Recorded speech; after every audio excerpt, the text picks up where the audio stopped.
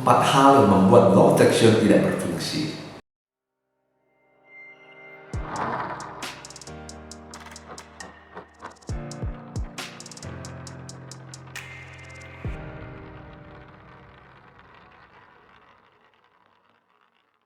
Hai, ketemu kembali dengan saya Hendra Chan dari channel Breakthrough Academy.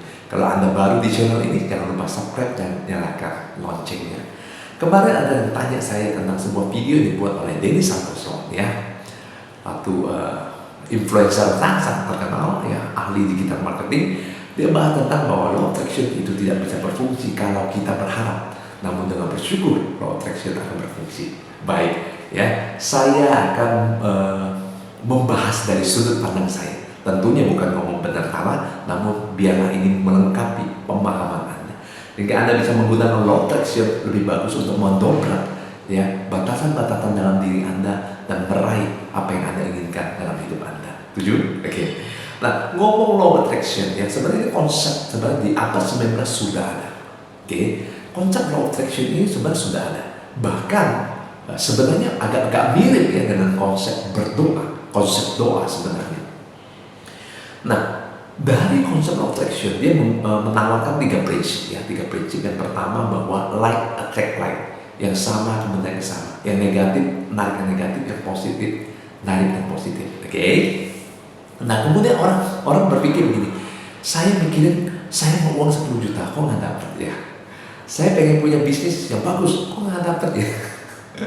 Saya pengen dapat jodoh, kok nggak dapet, ya? Udah dipikirin nih, bohong nih, ya. Nah, saya tambahkan, oke, bahwa like attract like ini bicara tentang data di bawah sadar, program di bawah sadar. Jadi bukan sama di level pikiran sadar, namun di level bawah sadar. Kalau di bawah sadarnya miskin, maka yang ditarik adalah segala sesuatu yang membuat miskin. Kalau di bawah sadarnya apes, maka yang ditarik adalah apes. Kalau di bawah sadarnya beruntung, maka yang ditarik adalah beruntung. Kalau di bawah sadarnya happy, maka yang ditarik adalah happy. Nangkap, ya? Jadi bukan hanya Anda pikir, namun data bawah sadarnya. Oke. Kemudian prinsip kedua, dia cerita bahwa semesta itu anti kekosongan, ya, anti kekosongan. Jadi semesta itu selalu mengisi. Misalnya contoh nih, Anda punya banyak yang negatifnya, sampah di bawah sadar. Ketika Anda beresin, maka akan otomatis isi yang positif. Kira-kira begitu, ya, konsepnya, ya. Kemudian yang ketiga adalah bicara tentang the present is the best, ya. Makanya banyak sekali orang-orang mengajarkan bahwa present hadir penuh, sadar utuh, ya. Nah, konsep itu yang sebenarnya disinggung dalam konsep law of attraction, bahwa ketika Anda ingin melakukan perubahan, Anda harus sadar sepenuhnya saat ini. Bukan hidup di masa lalu Anda, hidup dalam kekhawatiran, hidup dalam jebakan di masa lalu, atau hidup dalam perangkap masa depan, ya, yang membuat Anda khawatir dan sebagainya. Namun hidup saat ini, seperti Anda saat ini sedang lihatin video saya atau mendengarkan suara saya, ya, present. Oke. Biasanya kalau kita ketemu, ya, saya bisa menunjukkan ketika orang present, ya, apa yang terjadi, ya, ketika orang benar-benar sadar, energinya naik. Nah, teman-teman, kalau saya ngomong energi jangan mikir yang aneh-aneh, ya. Energi yang lain dan sebagainya, enggak, ya. Memang tubuh kita punya energi, ya. Kemudian kita bahas kenapa law of attraction nggak berfungsi, ya. Yang pertama, law of attraction itu nggak berfungsi. Kenapa? Karena yang pertama, biasanya orang fokus pada segala sesuatu yang mereka tidak inginkan. Ya, contohnya, aku nggak pengen miskin, aku nggak mau susah, aku nggak mau sedih. Yang terjadi adalah miskin, susah, dan sedih. Ya, mereka bukan fokus apa yang mereka inginkan, tapi fokus kepada apa yang mereka tidak inginkan. Dan jeleknya adalah bahwa bawah sadar cenderung, ya, tidak memproses kata tidak, ya, cenderung, ya. Nah, sehingga yang mereka tarik, yang mereka dapat adalah segala sesuatu yang mereka nggak inginkan dalam hidup. Oke. Nah, saya pernah baca satu buku yang dia cerita begini. seperti seorang bayi ya, seorang bayi yang menangis ya, ditanya kamu mau apa, nangis ya, kamu mau apa, dia nangis terus. Pokoknya bayi itu nangis nggak jelas ya, apakah dia lapar, apakah dia itu ngomong, apakah dia BAB dan sebagainya, nggak jelas. Pokoknya ketika ditanya terlalu gitu ya. Dan penulis buku itu cerita bahwa semesta ini ya ibaratnya bertanya kepada Anda ya, memohon kamu sebenarnya mau apa. Dan banyak sekali orang seperti bayi itu, mereka cuma gitu ya, nggak jelas gitu. Ini ilustrasi yang sederhana. So kalau Anda pengen law attraction Anda berfungsi, pastikan Anda fokus kepada apa yang Anda inginkan ya. Saya sangat menyarankan Anda bikin list, bikin daftar segala sesuatu yang Anda tidak inginkan dalam hidup Anda. Dalam satu tabel, misalnya contoh kondisi, saya nggak mau banyak utang, saya nggak mau marah-marah dan sebagainya ya, saya nggak mau gagal dan sebagainya. Setelah Anda tulis sebanyak-banyaknya, Anda di kolom berikutnya Anda buat apa yang Anda inginkan. Anda bikin counternya. Contoh sedih, nggak mau sedih, Anda ganti jadi apa? Bahagia. Nggak mau miskin, Anda ganti jadi kaya raya. Misalnya nggak mau punya utang, ya ganti dengan banyak aset. Oke? Nah, Anda bisa fokus. Itu yang pertama. Oke? Sehingga Anda bisa mendapat apa yang Anda inginkan. Oke? Yang kedua, kenapa law attraction nggak berfungsi? Nah, ini menarik ya, ini dibahas oleh Denny Santoso ya. Berharap ya, saya mungkin akan menggunakan beberapa bahasa. Berharap, pengen, ngarep ya, itu sejenis. Kata-katanya beda ya, namun ini sejenis. Oke. Anda berharap dapat sesuatu, Anda pengen sesuatu, Anda ingin sesuatu, artinya apa? Artinya Anda belum punya. Setuju nggak? Contoh ya, contoh, Anda punya mobil Ferrari 10. Kalau saya ngomong Ferrari, Anda pengen ya? Mungkin Anda ya biasa lah, betul nggak? Tapi kalau Anda nggak punya Ferrari, Anda pengen dong, benar nggak? Oke, pengen artinya nggak ada, belum ada. Anda pengen punya uang 100 juta nih, Anda pengen uang punya 1 miliar, 10 miliar, oke, Anda pengen nih, oke? Artinya Anda belum punya, betul?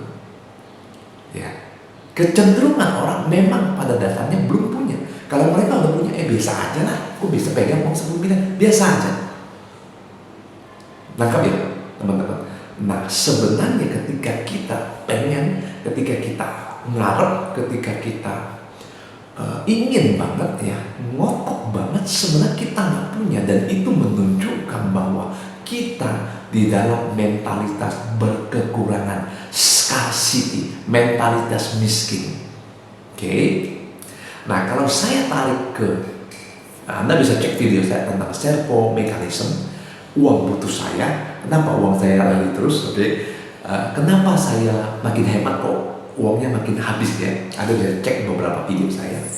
Karena ketika Anda punya mentalitas kurang, ya itu sama juga Anda punya citra diri, ya bawah sadar Anda merekam bahwa Anda ini orang yang susah, Anda ini orang miskin, Anda adalah orang berkekurangan. Meskipun secara materi Anda mungkin punya uangnya. Nah, ketika Anda punya self image ini kurang, nggak mampu, nggak punya, vibrasi nggak punya ini yang dibaca oleh semesta. Oke. Nah, teman-teman, saya mungkin akan berbeda sudut pandangnya.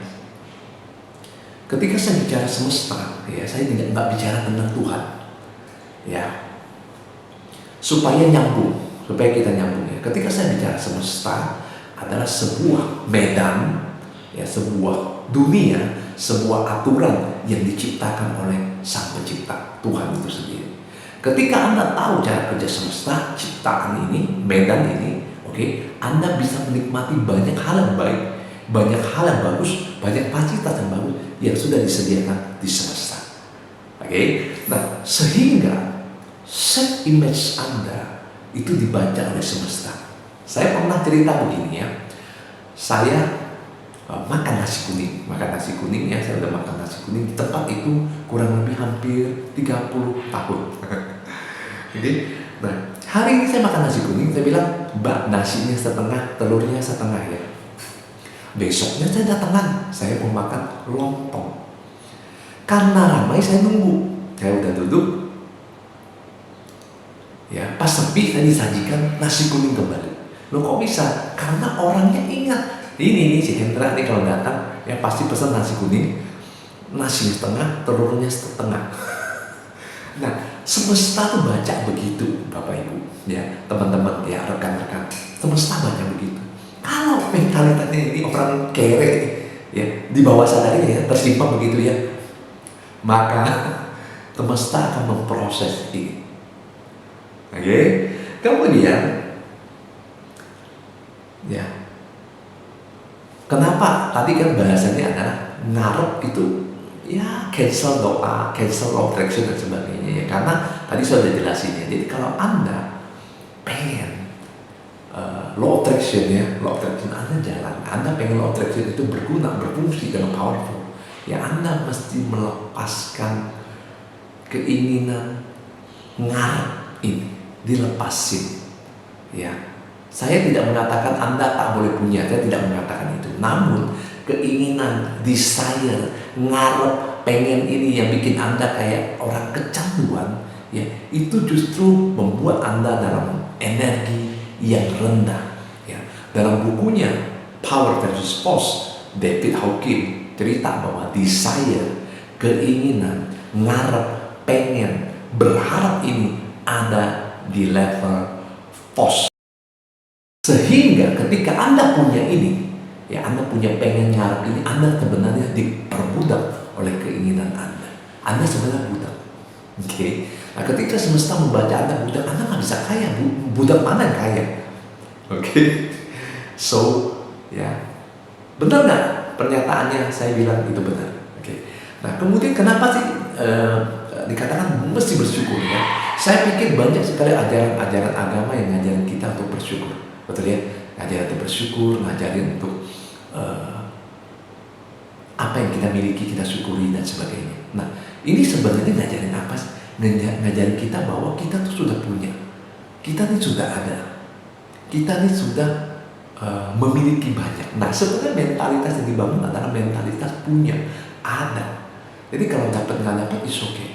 Saya tetap bersyukur, saya udah dapat banyak nih. Nah, mentalitas ini, orang punya ini di bawah sadar yang dikenali oleh semesta, vibrasinya dibaca dan diproses. Beda Bapak Ibu, kalau Anda masuk ke sebuah hotel bintang 5 ya, Anda berpakaian bagus, berkelas, Anda akan disambut dengan baik. Benar? Kalau Anda berpakaian tidak proper ya, misalnya contoh maaf ya, kayak pengemis gitu ya, kayak gembel, Anda pasti nggak dikasih masuk.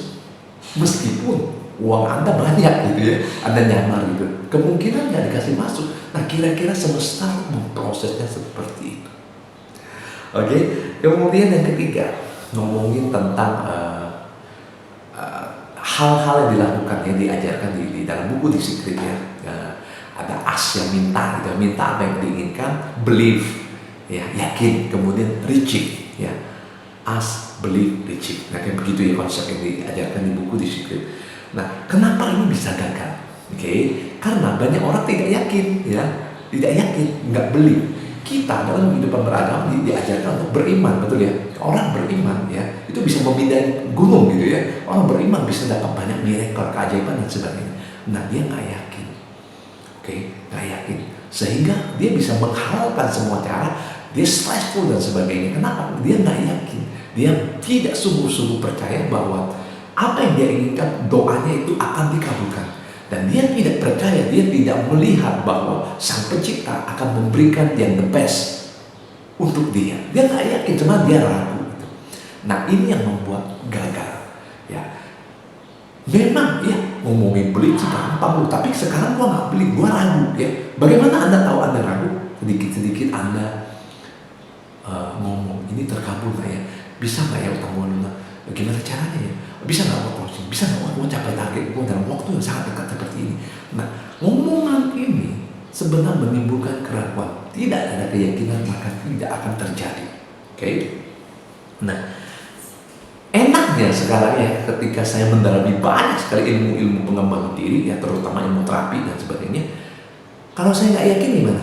gampang ya, Anda bisa beresin ya, Anda bisa cek video saya menghancurkan metablog ya, cara programming bawah sadar ya, memprogram bawah sadar, Anda bisa cek videonya. Anda boleh pakai teknik apapun sehingga keraguan ini hilang, ketakutan, kekhawatirannya hilang, yang ada hanya keyakinan di level bawah sadar. Oke? Kenapa? Balik lagi nih, kita ngomongin mekanisme tentang semesta, bagaimana semesta mendukung kita. Dia lihat citra diri kita, dan kedua, dia melihat yang kamu pesan. Ordernya ke semesta apa? Kayak nasi kuning tadi ya. Kalau kamu order lontong, saya kasih kamu lontong gitu. Kamu order nasi kuning, saya kasih kamu nasi kuning. Oke? Nah, belief ini, keyakinan ini adalah order. Kalau Anda meyakini bahwa uang itu mudah didapat dengan cara yang mudah, menyenangkan, uang halal ya, maka semesta akan memproses ini. Kalau Anda punya belief uang itu kotor ya, banyak uang saya akan masuk neraka dan sebagainya. Oke, kalau Anda meyakini ini, ya, maka semesta juga akan memproses ini. Wah, ini orang nggak dapat duit nih. Dia tidak pesan duit ya, dia pesannya adalah paku. Pesan paku ya, yang lain pesan nasi kuning, nasi lontong, yang ini pesan paku gitu ya, dia seneng. Nah ini ilustrasi yang konyol, namun sering sekali orang seperti itu. Sehingga yang dia makan itu bukan makanan, tapi paku ya. Ini bukan acara rebus dan sebagainya. Namun ordernya, nah untuk merubah order Anda perlu ganti keyakinan, ganti program di bawah sadar. Oke? Kemudian kenapa sih yang keempat ya, kenapa sih law of attraction itu gagal? Oke, karena Anda perhatikan ask, believe, receive. Oke. Yang keempat gagal kenapa? Karena nggak ada actionnya. Ya, jadi orang terjebak ke dalam namanya wishful thinking, ngarep-ngarep, berhayal, terlalu banyak hayal, nggak kemana-mana. Tapi banyak orang senang kayak seperti itu, senang ya. Makanya banyak sekali orang ditipu ya. Ada dukun bisa gandakan uang, kamu transfer dulu, wah orang transfer banyak ketipu. Kenapa? Karena banyak orang pengen sukses dengan instan, pengen kaya dengan instan, terjebak dalam wishful thinking. Oke, law of attraction nggak ngomongin wishful thinking, ya. Namun tidak juga massive action, ya, nggak juga begitu, ya. Anda banyak action nggak closing, ya. Juga nggak guna, benar nggak? Ya. Namun yang di sini yang saya mau sampaikan adalah namanya inspire action, action yang terinspirasi, action yang tiba-tiba muncul. Kamu lakukan ini deh, kamu ketemu klien ini, kita ketemu tiba-tiba closing. Kamu lakukan ini, lakukan, tiba-tiba jadi sebuah produk, jadi sebuah jasa. Oke, saya nulis 4 buku, teman-teman, semua inspire action. Ya, saya dari dulu ya 10 tahun lebih pengen nulis buku, nggak ada, susah banget ya, nggak jadi. Nah ketika inspire action itu saya ikuti, ya, jalannya terbuka ya, bikin buku jadi gampang banget. Udah 4 buku. Contoh ya, inspire action, contoh lagi ya, ketika saya beresin yang tadi saya cerita ya, 4 hal itu, ya, tiba-tiba utang lunas, ya, tiba-tiba pas COVID ya dapat miliaran. Oke, kok bisa? Ya, karena yang tadi saya sampaikan, pertama saya fokus apa yang saya inginkan, bukan yang saya inginkan. Yang kedua, saya buang ngarep, ya, saya buang pengen, saya buang ingin dan sebagainya, semua saya buang, ya, saya buang. Jadi sehingga kosong. Nah, sehingga ketika kosong, ya, campur tangan ilahi bisa masuk. Kemudian yang ketiga, saya yakin, saya beli. Ketika tidak yakin saya buang, saya sisakan hanya yakin, percaya, sungguh-sungguh Tuhan ngatur, Tuhan kasih yang terbaik buat saya. Ya. Anda boleh cek juga ya, saya ada banyak bikin video ya untuk mengakses syukur, energi syukur. Anda akses banyak sekali kebaikan Anda terima. Untuk apa? Untuk meningkatkan vibrasi Anda, untuk meningkatkan self image Anda bahwa Anda adalah orang-orang yang sangat-sangat beruntung, sangat-sangat diberkati, sangat-sangat dijaga, sangat-sangat dilindungi. Kemudian yang terakhir, ya, inspire action. Ketika saya dapat semacam bisikan, lakukan ini, saya lakukan, berhasil. Ya, kamu lakukan ini, saya lakukan, berhasil. Jadi ada 4 hal yang perlu Anda lakukan supaya law of attraction bisa berfungsi. Kalau Anda merasa video ini bermanfaat, jangan lupa untuk di-share, dan saya tunggu komentar Anda. Terima kasih.